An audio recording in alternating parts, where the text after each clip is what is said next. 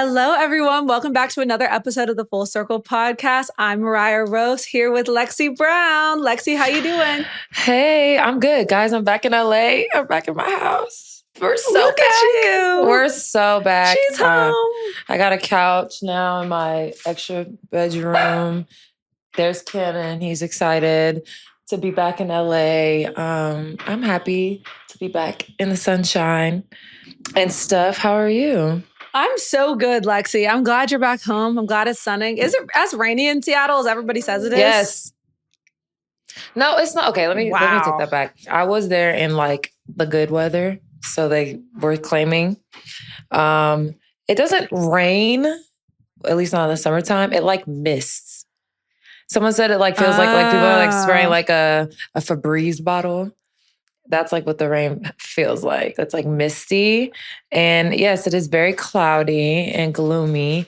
Because I remember when I got there, I was like, people were like, it's depressing up there. And I'm like, is it the weather? Is it like you, the people? No, it's the weather.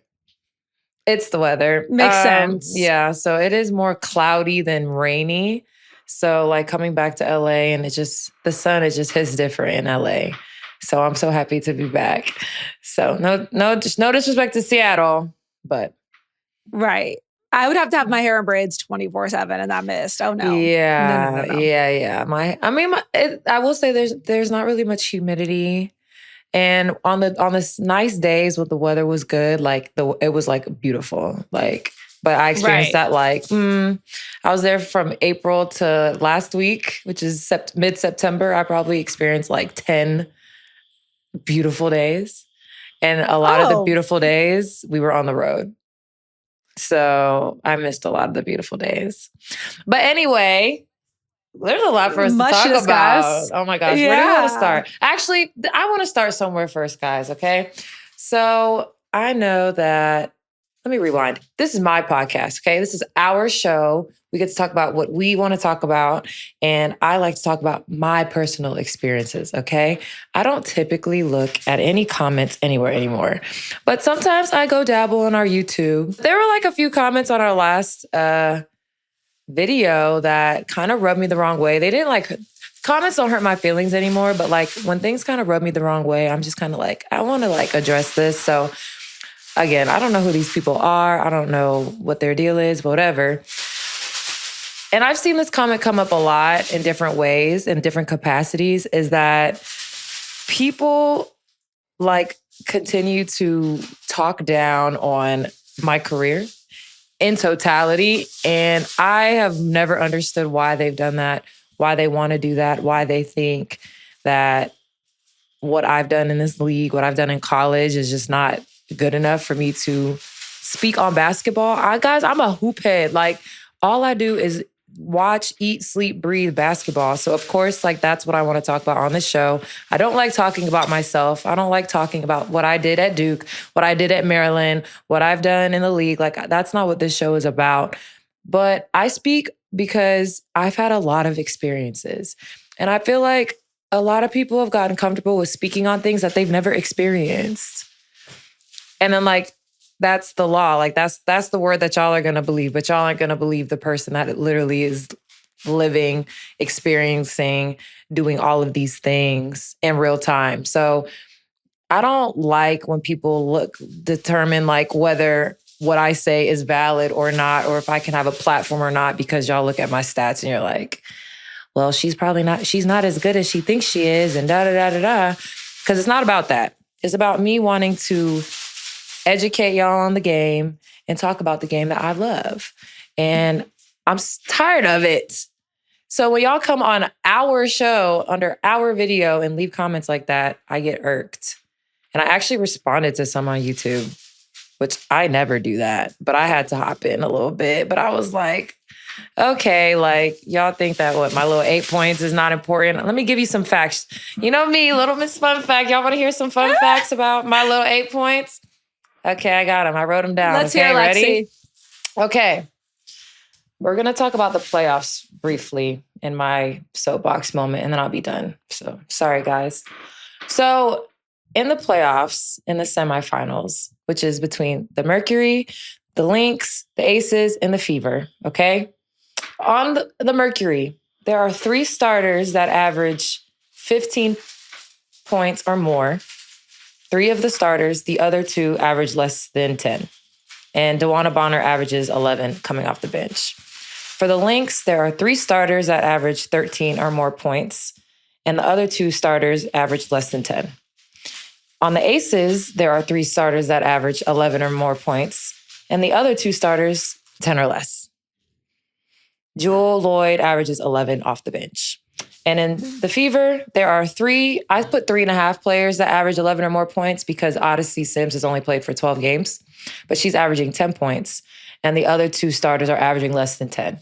So guys, it is not abnormal for a player in the league to not average more than 10 points, and be a very important part of the team. So let's remove that. For whatever reason, my little 8 points or the 13 points I was averaging before I got sick doesn't matter to y'all. But I just wanted to put that in perspective to y'all because it's not abnormal for a player in the WNBA to average less than 10 points as a starter playing a lot of minutes. Me personally, I don't think that's a good thing. I think that the league is too talented for that. Again, another hit my hill, make the games longer so people have more opportunities. But who knows if that's going to happen. But yeah, guys, that's all I wanted to say about that. Lexie, Sorry. you know from talking sports on big platforms that when people don't like what you have to say, they don't attack what you have to say, they attack you. I'm So like, dang. that's just what that is. Don't even pay that no mind. At the end of the day, a view is a view and a comment is engagement. That's Thank what you I guys had for to paying our say. bills. I said, thank you for your view. We appreciate it, but don't come at me crazy on my shit. Please, y'all could go talk about me over there. But when it comes to our baby, let's keep it cute, okay? Speaking of keeping it not so cute. Yeah, I'm like keeping it cute. These semifinals have delivered us not keeping it cute at all. At all. Controversy, emotional reactions, officiating drama, fan issues. I don't even know where we should start. Honestly, we did say that both series were going to go to 5 games. So I'm very disappointed that today, September 30th, we only have 1 game 5. Very disappointed in that. But shout out to the Phoenix Mercury for advancing to the WNBA Finals for the first time since 2021 when they lost to the Chicago Sky, unfortunately. But I also saw... Unfortunately. I mean, I'm not the Sky anymore. So, I can't be like, yay, we won. That's far, far in the past for me. It seems like ages ago. But let's get into that series first before we get into the Vegas Fever. So... do you want to talk about the series a little bit? Go ahead. Oh my gosh. Okay, so the Lynx were chasing a 5th championship and their drive for 5 was denied by Phoenix. Okay, Phoenix was supposed to be turning the page from the DT, Brittany Griner era, but Satu Sabali dedicates the win to DT and shows that her shadow still looms large. You guys, they are still living in their greatness era. We thought that there was going to be a little bit of a buffer between what we knew the Phoenix Mercury to be and what they are now. It seems to be that they are getting right back to what we have seen from them in the past. Game 4 recap. Okay. Phoenix trailed 68-55 heading into the 4th quarter and then outscored Minnesota 31-13. That game was amazing. I was so happy for Phoenix because we said at the beginning of the season in our preseason that this was the best constructed team from top to bottom. And they are proving it right now in the playoffs. Even with the addition of DeWanna Bonner, which that kind of knocked them off their pivot for a little bit, not very long. But the fact that they have a all-time great like DB comfortably coming off of the bench and being that spark that they needed, DB won a championship in Phoenix in 2014. And now it's 2025 and she's back in the finals with a completely new era of Phoenix Mercury basketball. I'm pretty sure that for her, that's such a full circle moment, considering how her season started in Indiana, for her to get to the finals, for her to be literally the reason why Phoenix won that game with her shooting in the 4th quarter. I think people don't realize, yes, that team is new, but Ka is a finals MVP. AT's been to the finals twice. DB is a champion. Sammy Whitcomb is a champion. Like, they have a lot of really good experienced veterans on that team.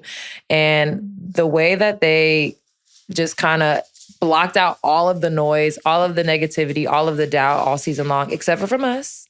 You know, even though we did say the Lynx were going to win technically, but we have been very high on the Phoenix Mercury all season long, especially with AT's MVP caliber season. I think that this is just like the cherry on top for their season. I think that defensively, offensively, they're clicking on all cylinders. And shout out to the Mercury, honestly, because DB was definitely productive. 13.6 rebounds, Satu with 21, and AT with 23, 8, and 10, leading the team in all categories. Yeah. In that MVP race, we were saying that she was getting slept on a little bit, but it seems to be that she had the last laugh so far, getting into the finals early. So far. I mean, I think that we were robbed of a classic series with Fee getting hurt in game 3, Cheryl Reeve getting suspended because of her comments about the officiating, which we'll also get into a little bit later. But special shout out to Kayla McBride and Courtney Williams. They really did everything that they could to try and keep the Lynx alive, getting into a game 5 back in Minnie, because I feel like if they had a game 5 in Minnesota, that they were probably going to win that game. So Kayla McBride had 31. Courtney had 20 and 6. I think that Jess Shepard was a great substitution for Fee. But she hadn't been I think they said that she played more in that first half of game 4 than she played in all of game 3. So when you get thrown into the fire like that, like, she came out like hooping. But then the Mercury made adjustments and kind of quieted her down a little bit. But again, that's like a tall task to ask for somebody that, you know, was seeing very few minutes throughout the playoffs. But I think she did her part. I think that they missed Dejanay Carrington more than they thought they would. Her energy, her presence, her defense, like, just her activity defensively is so helpful for a team like the Lynx, who have such offensive weapons, and they don't really go super, super deep in their bench as far as like defensive players.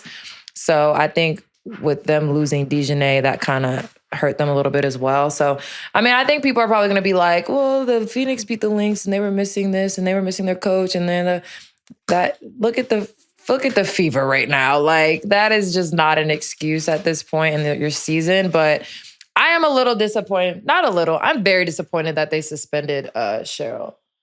Because, yeah. Like, give her a little fine and keep it moving. Like, game 4, an elimination game. Like, an elimination game, you're going to suspend the coach because she was saying what everybody's been thinking and vocalizing all season long. We gonna get into the reffing later. I don't know if I can get fined or anything in the off season talking about the officiating, but we're gonna get into that a little bit later. I do want to also give a shout out to the Phoenix Mercury's social media team, because their posts are hilarious. I would say them and shout Dallas. Dallas and Phoenix admin are like top tier, like, as far as with like the memes and the captions, like, they're up there. Like, overall content, I think Vegas is still like up there as well. But admin, Dallas and Phoenix have the most hilarious posts. So shout out to the admin. They don't get shown a lot of love. They get attacked a lot in the comments. As an ex admin, I can attest. Do you get your feelings hurt when they comment on your post? Like, even though it's like not you? Because I remember in LA, our social media girl, she was like, she said she would like post things and like people would be like so mean in the comments. And she was like, my feelings would get a little, like, I know it's not like at me, but like, it still hurts my feelings. And I'm like, girl, you better just shake that off, because you know when you go to work the day after an L that the comments are going to be mean. And you know when you go into work the day after a win, the comments are going to love you. It also controls what we can post. Like, we can't post certain stuff if we lose. So it could, like, they they are being ran by like their bosses and stuff. They can't just post whatever they want. It's not admin's fault. But no, the comments are talking to us. The comments are talking to the team. And they're not reading the comments. The worst comments on teams' pages is if like the team does like a player of the game, but the team lost. I'm like, those are horrible. Brother. Like, and you have to do those because they're sponsored. So we got to do them just so y'all know, whether we win or lose, we got to post the player of the game because it's sponsored by somebody. We got to keep the lights on. They're so mean. They're like, y'all lost by 30. Why is there a player of the game? Or like the stat is like something like not very good because it was a loss and like everyone played bad, but they got to pick somebody. And the comments are so mean. Like, y'all are ruthless on the internet. Please be kind to the girls. Speaking of negative stats, I did want to say this while we were speaking about the Minnesota Phoenix series. Minnesota is the first WNBA team ever to lose 2 playoff games when leading by 14 or more points. That's crazy. That's really crazy. Not a happy stat, but how does that happen? You got to take care of business. Yeah, I mean, Phoenix like literally have been the comeback kids all of playoffs. AT is like literally the most competitive person I think I've ever seen. I've played with her. I've played against her. When she gets that look in her eyes, like just move out the way. She's going to run you over. So, I mean, I don't think anybody is surprised that the Mercury made it to the finals considering what was going on with the Lynx. But the fact that the Lynx still showed up, played really hard, played their hearts out. I don't know what is going to be next for the Lynx. I think that Phoenix has been such a great example of like resetting the league, in my opinion. Guys, I've been watching the WNBA since I've been a child, okay? I love this league and I pay very close attention to it. What I've noticed about the W that's very different from the NBA is like when something doesn't work, they don't like blow it up. Like, they don't be like, okay, like we tried, it didn't work. Let's try something new. They like will keep pieces that like they'll keep the main pieces, but then move the adjacent accessory pieces, quote unquote, which is like bench players, role players, like players like me, for example. When I don't want to say it's an issue, but clearly it's the main piece. The main pieces aren't producing what the plan was, which is ultimately wins and a championship.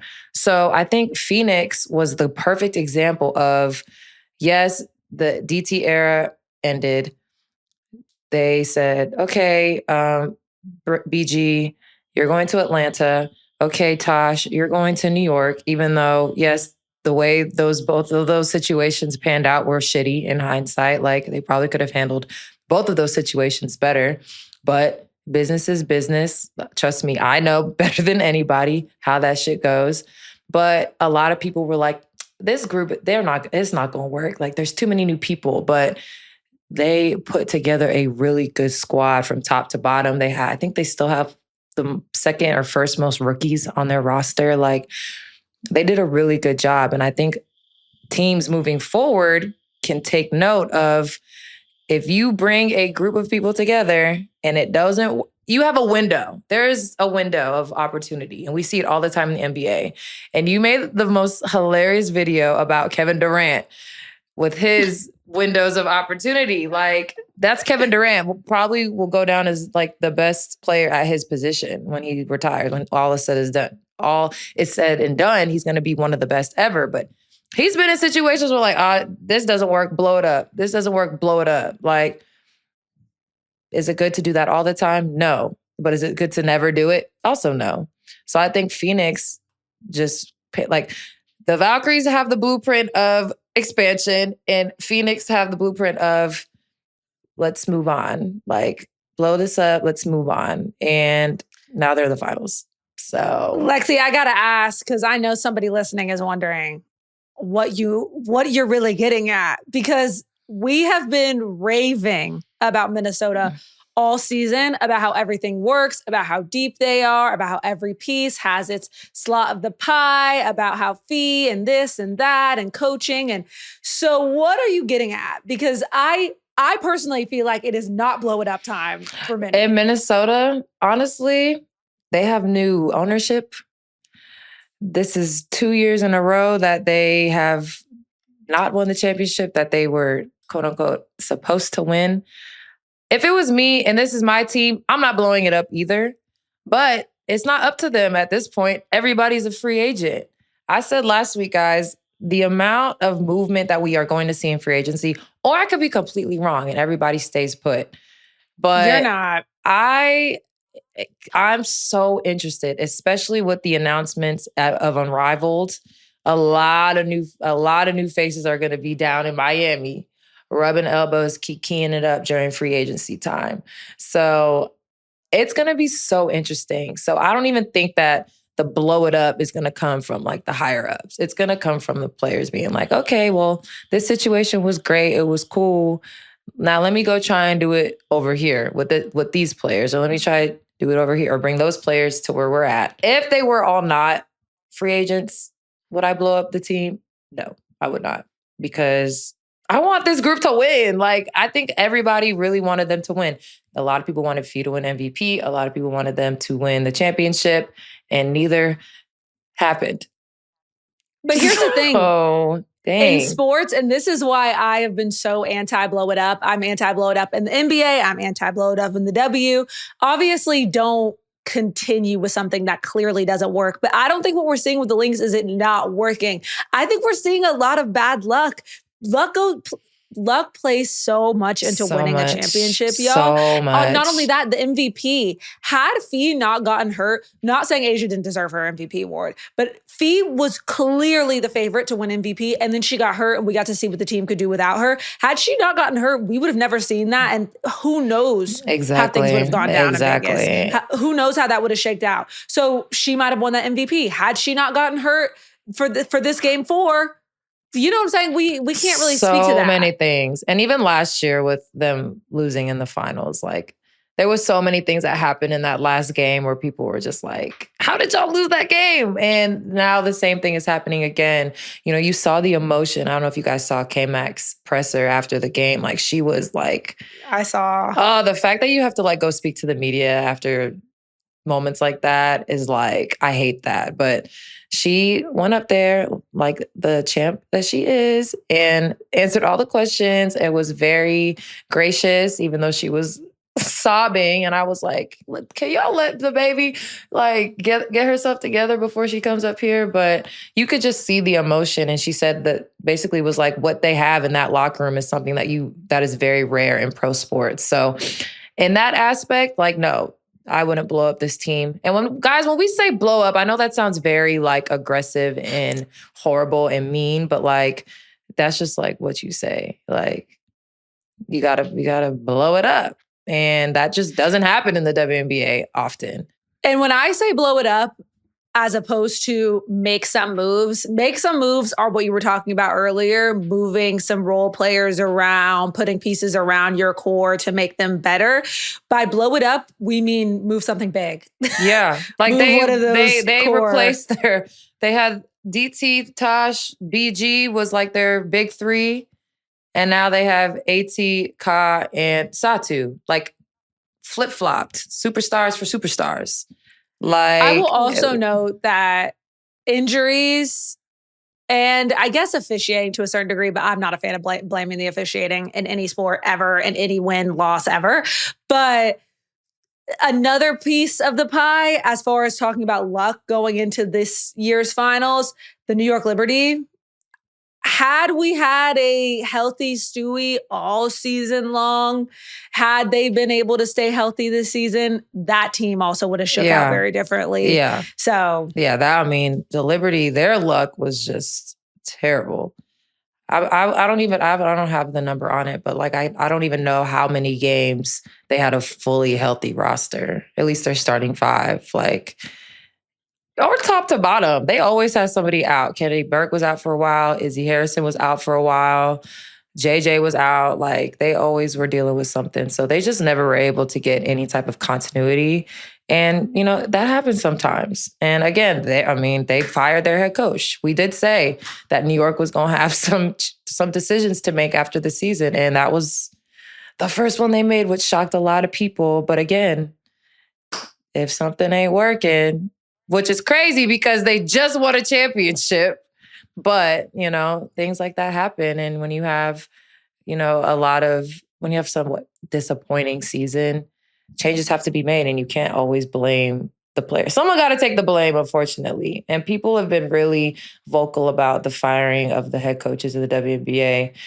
Y'all would hate the NBA. Y'all would hate to be fans of the NBA. They fire coaches fresh off a championship, mid-season. Like, I don't see very many mid-season firings in the W either. But I was on a team where that happened in LA. My first year in LA, fired Derek Fisher middle of the season. And dealing with that is crazy. Like, there's so many emotions that you have to process when your coach gets fired in the middle of the year. And then you just have to, like, keep playing. And I'm not a fan of firing mid-season. But sometimes, I guess, you know, change has to be made now. So shout out to the Phoenix Mercury making it to the WNBA Finals. Another fun fact, will be the first final since 2021 that hasn't had the participant from the previous season. Yay, fun fact. Interesting. Fun fact. Also, another fun fact, there's not a single person on this roster who was on the roster in 2021 either. Not one. Or the coach. Wow. So when Phoenix said hard pivot, that's exactly what they did. And they pivoted right to the WNBA Finals. So I'm excited. And we still don't know who their opponent will be. So let's get into this next series between the Aces and the Fever, because it has been, I would say spicy, but I think that's an understatement. It's been 100% a bloodbath, maybe. I have so much I want to talk about on this side of things. Go ahead, girl. Okay, y'all, the war isn't over yet. The Fever and the Aces play tonight to decide who is going to the WNBA Finals. And in Game 4, the Fever won 90-83 to force a Game 5 off of a Kelsey Mitchell dagger and one and her 25 points. That girl, I don't understand. Does she get tired? Crazy. No. It's like never-ending energy and speed. But really what I want to get into, Aaliyah Boston with 24, and she drew foul trouble on multiple Vegas starters.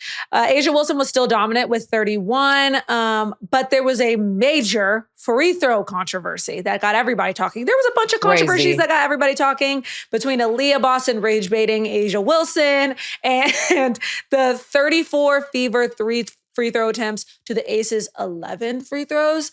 Disgusting. Aaliyah Boston alone took 13 free throws, which is more than Vegas as an entire team. That's crazy. You know, Asia Wilson called the discrepancy and fouls interesting. Yeah, she's coming correct because, first of all, I think the refs are like fed up. That's what it's giving. And I need the refs to all have a little ref kumbaya meeting at the end of the year. And they need to like watch tape and film because, see, I don't know. I'm just going to say it. The refereeing this season has been absolutely atrocious. Like, inconsistent is the word that a lot of people would use to describe it. And I think that's a very good word to use. It's just been very all over the place. And yeah, like certain players do get special whistles. Like that is a thing. That's very much a thing. And they earn it. And the way that they play warrants that.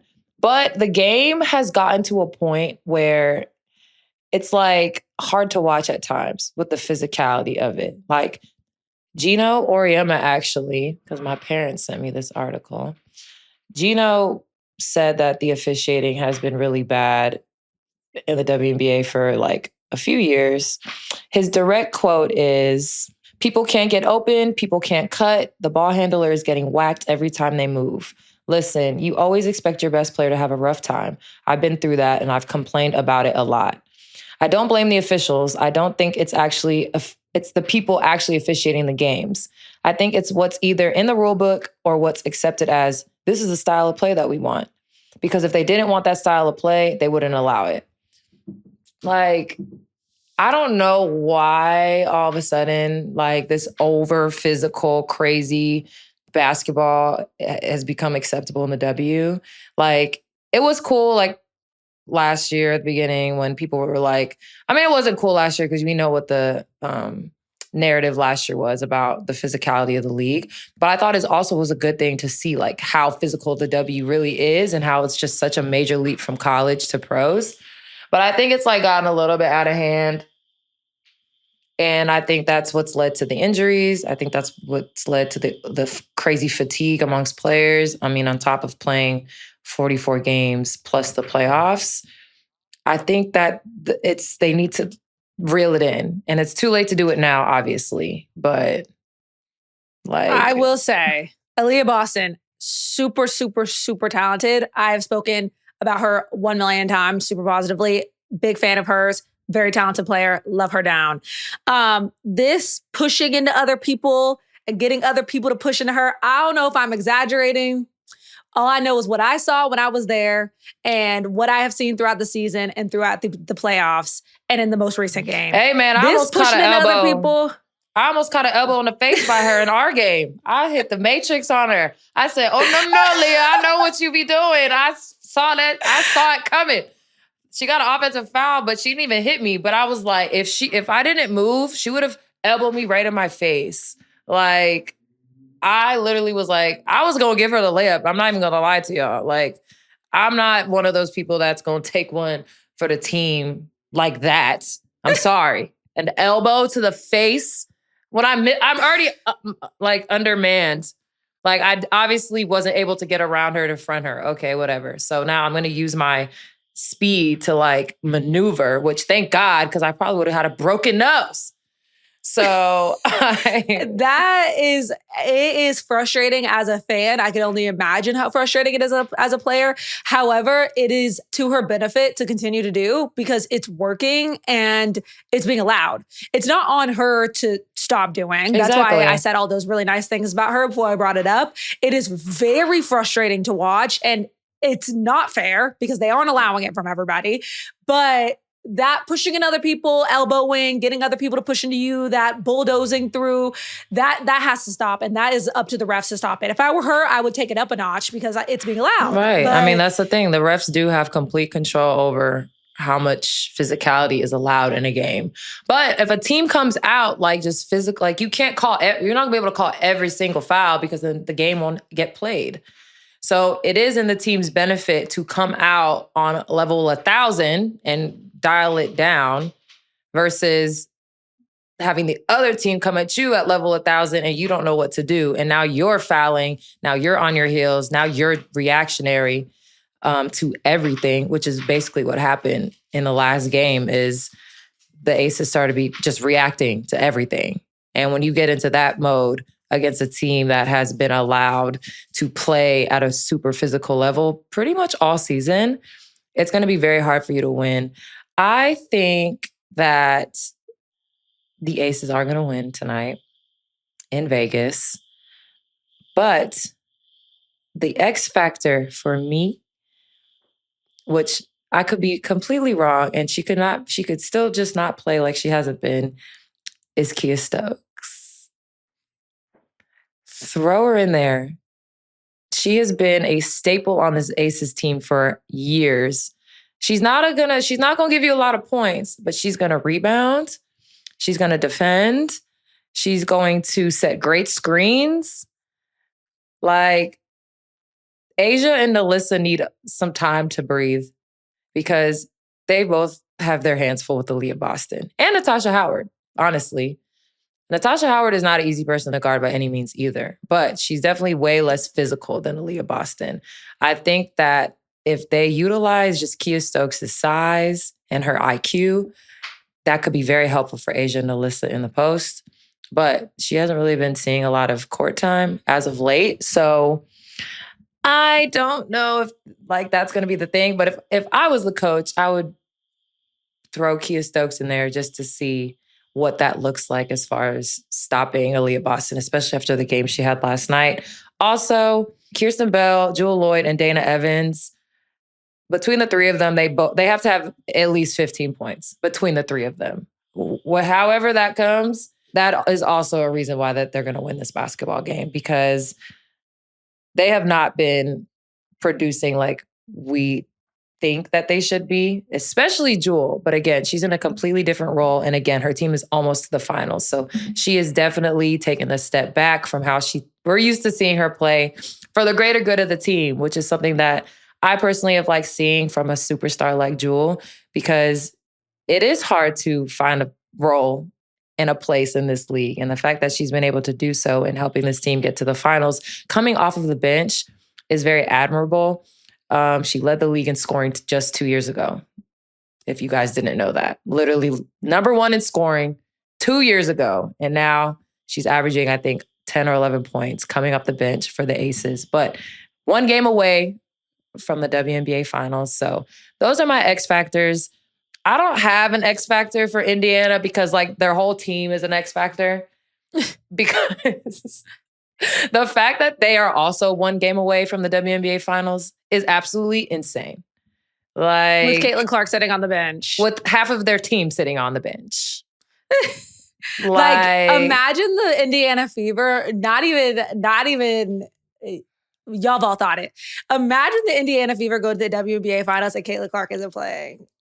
Do you know how tight the powers that be are going to be? Bro, like, imagine that. And if you told anybody at the beginning of the season that the Fever would get to the WNBA Finals without Caitlin Clark, a lot of people would be like, there's no way.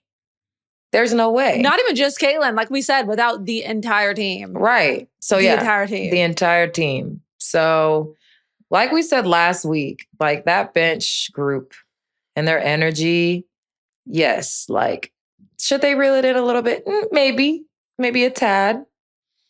But it's been the reason why they've, been going, like we said, like Kelsey and they don't really say much on the court. The bench really, I think that's why the bench is always on level 1,000, because they're superstar. We said Aaliyah doesn't say much. And ever since we said that, she's been saying a lot. She's been saying stuff. She's sneaky with it. She is sneaky with it. Yeah. Like, and again, I'm a guard, so I stay out of post players' business. I stay on the perimeter because it's dangerous down there, as we've been seeing firsthand. I do have a fun stat from the Fever. So we obviously know that Kelsey Mitchell is leading the charge. She's been playing out of her mind. I'm not sure how many points she's averaging in the playoffs right now. I'm pretty sure she's leading in scoring in the playoffs. Let me check real quick. She gotta be. Yeah, she has to. Her or Asia. Right now, Asia, yeah. Asia is averaging 25 and Kelsey's averaging 23. So Kelsey is second in postseason scoring at 23 points per game. On her team, she has taken 83 shots. The next highest person that has taken shots is Aaliyah Boston with 49. And then the next person after that is 31, Odyssey Sims. So when we say, we have two players right now quite literally carrying their teams on their backs, in Asia Wilson and Kelsey Mitchell.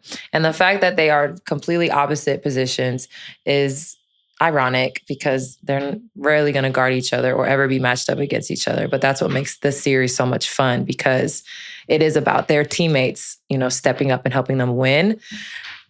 Like I said, I think Vegas got it.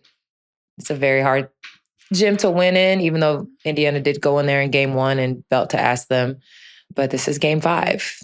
It's different. I will say, the Fever now have 4 upset wins this postseason, which is the most since the 2021 Chicago Sky. Whoop, whoop. The winner of Game 5 is going to the WNBA Finals. Y'all know what I want to happen. So I will be watching tonight, and I will be clutching my pearls. Let's just say that. And I kind of really want this for Kelsey Mitchell, because this is the Kelsey Mitchell fan club over here. But selfishly, I would love a Phoenix-Vegas Finals, because I could probably go to one of those games from LA. And this is already a win. Like, I feel like I felt like before the Dream Series, this season was already a win for Kelsey Mitchell. It's already a win. Right. Everything is, you don't need no more, Kelsey. Yeah, you did it, girl. You did it, girl. You did it, Joe. You did it. No, she would be, I mean, she's already stamped in the Fever organization. But if she brings this team to the finals, like, she will be super duper stamped. Like, Tamika Catchings type stamped. Like, up there. Like, Tamika Catchings is, if y'all don't know, I know we got a lot of new W fans in the chat. Tamika Catchings, just look her up, please. Who the hell Tamika Catchings is. And the way that this organization has finally, I don't think they ever undervalued Kelsey Mitchell, but even in her media availability one day, she said, I finally have a coach that pours into me, believes in me, gives me confidence. And she's been in the league for 8 years. And that's the first time she's ever said anything like that. So the fact that Steph White, who is coaching her ass off, by the way, shout out to Steph White. The way she's poured into Kelsey Mitchell this season has been really amazing, because I've always said Kelsey Mitchell has been super underrated her entire career, even though she's been putting up these numbers since year one, day one. The fact that she's getting all her flowers right now, whether they win tonight or lose tonight, this season has been absolutely incredible for Kelsey Mitchell. And God willing, our CBA goes through, Kelsey Mitchell will be getting paid, honey. I will also say, from a fan perspective, shout out to the Fever, just in general. Y'all know, if you see me on social media, I give y'all a hard time. But I will say this about the Indiana Fever. It is really nice to see with a player like Caitlin Clark, that's kind of, it's a hard role to play, playing with a player like that, and kind of just, you're kind of supporting cast to the general public. You know what I mean? Just to the general public, and sometimes to your coaches or to other people supporting cast. But to have a player like that, one of the most famous people on earth, on the bench, and get to show off and be like, yo, check this out, and like have that moment, like put the whole world on notice. Maybe people turn on the game because they want to see Caitlin Clark, or they want to see the Fever or Sophie Cunningham or something like that. And then they get to see these players show out and do their thing. And not only that, but win. It's producing all of these upsets is really exciting. They won the Commissioner's Cup. I mean, I think that, remember at the beginning of the season when everyone was up in arms about them having all of the nationally televised games, and why are they putting them on TV every time? Like, look at what they're doing. Like, I don't know how many teams would have been able to have the attention they had from the beginning, the drama they had at the beginning, the injuries that they've had all season long, and continue to keep showing up and winning and competing and staying very humble throughout the entire thing. That's one of my favorite things about Kelsey Mitchell, how humble she is, how graceful she is, and how much she just really loves the game. There's not a better player in the league than to have this moment than Kelsey Mitchell, in my opinion. Like, whole world is watching her. She's on TV every night. Like, I just love this so much for her. And I feel like her pairing with Caitlin Clark last season was dynamic post All-Star, which we all knew was going to happen. It was going to take some time for them to gel. But even the season that they had last year, I think that like invigorated Kelsey for this season. They came back like at a different level, both of them, before Caitlin got hurt. I mean, I know her shooting wasn't that great, but the way she was facilitating and finding her teammates, and Aaliyah started the season off really great. Kelsey started the season off really great. Like, they were rolling for the most part. But Sophie Cunningham was playing well. Lexie Hall was playing well. And that's because they have an elite point guard in Caitlin Clark. So I love this for Kelsey Mitchell. So if they do happen to win, I'm not even going to be mad at that, because I want Kelsey Mitchell to get all of the things. But we'll see what happens tonight in Game 5 in Vegas. I'm excited. I will be tuned in. I don't even know what time the game is at. What time is the game? It's at 9:30. Well, my time. So 6:30 your time. 6:30. Yeah, I'm very, very excited about this Game 5. Well, Before we go, let's get into this Lynx Mercury officiating, suspension, fines, drama. Lexie. First of all, I've never seen a coach almost swing on a ref before. Like Effing awful is what she said. Effing malpractice. Malpractice. I mean, I love when coaches go hard for their players, especially in a play like that at the very end of the game that ultimately led to the Mercury winning game 3, feet hurting her ankle. Like, it was like just emotions were very high in that moment, obviously. But the screaming, the almost punching, the cursing out the refs, cursing out the fans, media. The fans was crazy. It was like, it just seemed like Kathy was just like in her little office, like just boop, boop. Like it was like levels, and then suspension was at the top, and Cheryl like just checked all the damn boxes. We touched on the officiating earlier in the show. Like it's just been just madly inconsistent, wildly inconsistent. And I hope that for next season, they have a really, really, really, really, really intensive session together, because the points of emphasis that they showed us at the beginning of the season, we have to sit down with the ref and watch a whole video and we have questions and we ask questions about it. Like, why do we even have these sessions when what y'all tell us is not what happens during the season? Like, not even remotely. But I also want to know what got me is I think it's really unfair. I realized she did go crazy. Play devil's advocate, she went nuts.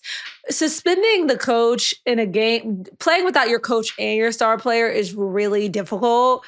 Especially in a decisive game. I thought that was a bit much, but on top of that, to fine her, $15,000? And on top of that, to fine the people that came out in support of her. Like, what are we doing? You agree with her, you're fine too. And now that I'm thinking about it, why are refs exempt from any type of criticism from players and coaches? I've never truly wondered that before. Like, why do players and coaches get fined for talking about the officiating? If it's bad, it's bad. If it's good, it's like... But you know what's crazy? You fine... that I want to know, because obviously there's levels to fining people. But how does Caitlin Clark get fined $200 for saying refs can't stop us, but you fine a coach $15,000? $15,000 is crazy. For complaining about officiating.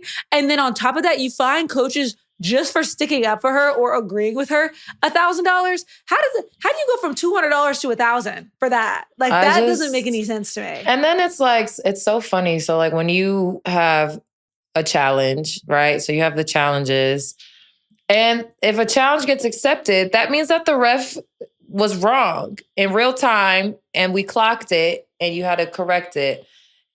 I always wondered, I'm like, do they get like a ding on their ref grading reports if they have X amount of challenges or X amount of calls or overturned? Like, we as players, we like really don't know much about the refs. Like, we know them personally because we see them all the time. But like, I don't know like the nuances and in-depth stuff when it comes to refereeing. Like if they have like a secret society, how like they get evaluated, what happens if they, get too many complaints from coaches. Like I always have wondered like what, first of all, you couldn't pay me. I would never be a referee a day in my freaking life. Me neither. No way. But I'm like, I've never really took a deep dive into what like the behind the scenes is for referees. My conspiracy, and the thing that comes to the top of my head, again, this is me, Mariah Rose, who doesn't play in the WNBA, can't be fined for nothing I say, not Lexie Brown speaking. I truly believe some people have, let me think how I want to say this. Some people have a special whistle for good reason and important reason. I think that there is a lot of this, if you're watching on visual, if you're listening, you probably can guess what gesture I just did with my hand. A lot of that goes into professional sports. And I think that the only way that any of that can be controlled into a way that goes into certain people's favor is through officiating. And so when you critique it and criticize it, the people playing in the league and the people who actually know what's going on, when you critique it and criticize it, you're kind of messing up that side of the system. And so therefore you're not supposed to do that and you need to fall in line. So that's my theory. But what do I know? Officiating. Because it wouldn't make any sense. Otherwise, why couldn't you speak on the officiating? Why don't they get fined for what they do? Why don't they get dings? Because maybe it's not entirely the referee's fault. That's all. Right. And if they do get fined or dings, like we don't know about it. But like every time we do something, get a fine, it's like a news article story or something. Right. But if you make me mad and I say something to you in the moment in the game, you could literally kick me out as a ref if you want to. Yeah. Why do you get that power? Exactly. That's why I couldn't be a ref. You say something crazy to me one time, boop tech. Watch your mouth. Me though, like, I don't know if y'all remember, I got my first technical foul in my career this year because I kicked Alyssa Thomas. But I only kicked her because she was about to fall on my leg. So I kicked her because I was like, "You're gonna break my leg. You're big. I'm little." And now that's been my only tech ever in 8 years. Real. I was like, they teed me up. I said, "Y'all know me. I leave y'all alone." There is a reason I needed to play volleyball, a sport with there's a net in between me and the other team because I don't want nobody touching me. I would be Draymond Green. Yeah. Why y'all think I don't be going into the paint like that? It's fucking WWE down there. No, thank you. No, thank you. And I can only imagine in basketball. I'm 5'7". I will be like, oh no. Get them away from me. I mean, and honestly, since we're on the topic of like fouling and officiating, like I remember all season long, I think we shot like the lowest number of free throws per game in the entire league. And I think it's hard to argue sometimes because I will say like my teammates, yes, people like layups are missed, shots are missed. Overall, like we have like some very elite finishers on our team and a lot of strong players. Like my teammates were like living in the weight room. Like we did Pilates all the time. Like people like really worked on their body and their core strength and whatever. So when you go into the lane and you just finish, you don't always get that foul call because you just go finish strong. And I feel like there has to be some type of conversation about, because the athleticism is improving. Like Dom freaking can dunk. Like what are they going to do when Dom catches an alley-oop one day and someone like jumps with her? Like they're going to have to figure out how to officiate that in the women's game at some point, the growing athleticism. Because I was watching it all season long. Like Gabby is a great athlete, Nneka, Sky, like they don't fall a lot also. And sometimes you get a foul call simply because you fall. And sometimes refs wait till you fall to call the foul. So for someone like me, like even when I go to the basket, like I don't fall a lot either. And I consider myself a decent finisher at the rim. I don't like to get hit. That people know that about me. Like I will finesse and finagle my way into the lane and try and not get hit as often as I can. But then when you are able to do that at such a high level, sometimes you don't get the benefit of the foul calls. So I hope that, the growing athleticism and the growing skill set of a lot of these guards, the refs look at a lot of game tape and see, what type of officiating that they need to do moving forward. Because I think that the game is evolving, players are evolving, the coaching is evolving. The officiating needs to evolve as well. So that's all I have to say about the refereeing. I hope I don't get fined. I can't get fined right now. I hope and if I do, I'm gonna invoice it to iHeart. As you should. Expense that. It was for content. Right. Listen, y'all, we will see you next week. But when you hear us, it will be after the conclusion of the Aces Fever game, and you will know who's going to be in the WNBA Finals. Lexie, you pick the Aces to win tonight? I do. Listen, I am going to say that the Fever are going to win tonight only because this last week, no team that I have wanted to win anything has won anything. Georgia lost, the Ravens lost, the Cowboys tied, which is enough for me. Oh, so you're like just putting your bad luck on the Fever. So I'm just going to say the people are going to win because that's how my week has been. That's crazy. That's crazy. See, that's spiteful energy, Mariah. I don't like that. But I'm rooting for the Aces. I want to see Asia Wilson in the championship again. And I just feel like that would be entertaining. And at the end of the day, I just want everyone to have fun. Right. And if I do get an opportunity to go to a finals game, I'm sorry, y'all. No shade. I have been to Indy one too many times in the last couple of years. I went to All-Star. I've been in Indy. Mariah, we're going to Vegas or Phoenix. That's where we're going. Yeah. That's where we're pulling up to. That's where we're going. Because yeah, no thanks. I'm not going back to Indy, y'all. No, thank you. Well, thank you for listening to this episode of Full Circle. Lexie. We'll see y'all next week. Bye.